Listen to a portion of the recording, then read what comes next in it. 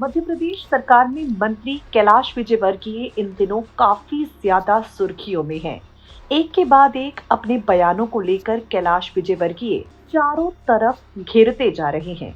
कैलाश विजयवर्गीय ने बीते दिनों पीडब्ल्यूडी विभाग के अधिकारियों को लेकर एक प्रतिक्रिया दी थी, जिस पर काफी ज्यादा उनकी किरकिरी हुई, विवाद बड़ा हुआ और कैलाश विजयवर्गीय ने अब अपने बयान पर सफाई दी है।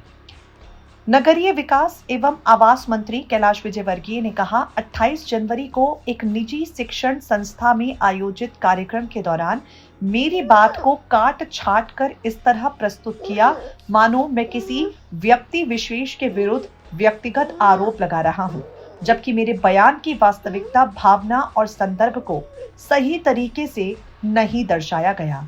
कैलाश विजयवर्गीय कहते हैं, मेरा वक्तव्य बच्चों में संस्कारों के महत्व पर केंद्रित था।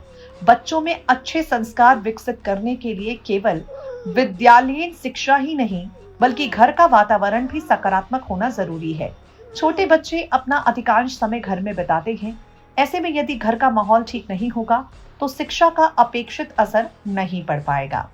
इसी संदर्भ में मैंने अपने भाषण के दौरान 2 सामान्य उदाहरण प्रस्तुत किए थे। पहला उदाहरण यह था कि यदि बच्चों के सामने पालक घर में मित्रों के साथ पार्टी करते हैं तो उसका बच्चों पर किस प्रकार प्रभाव पड़ता है। दूसरा उदाहरण किसी मंत्री के निकटजनों को मिलने वाले प्रलोभनों और उनसे बचने की आवश्यकता को लेकर था। मैं स्वयं पीडब्ल्यूडी सहित कई विभागों का मंत्री रह चुका हूं। ये उदाहरण सामान्य बात साझा करने तथा नैतिक सीख देने के उद्देश्य से दिया गया था। मेरा मकसद किसी व्यक्ति विशेष या किसी विभाग विशेष पर टिप्पणी करना नहीं था। संभवतः मेरे वक्तव्य की भावना को पूरी तरह न समझ पाने के कारण इसे व्यक्तिगत आरोप के रूप में प्रस्तुत किया गया। मेरे बयान को किसी अन्य अर्थ में ना लिया जाए।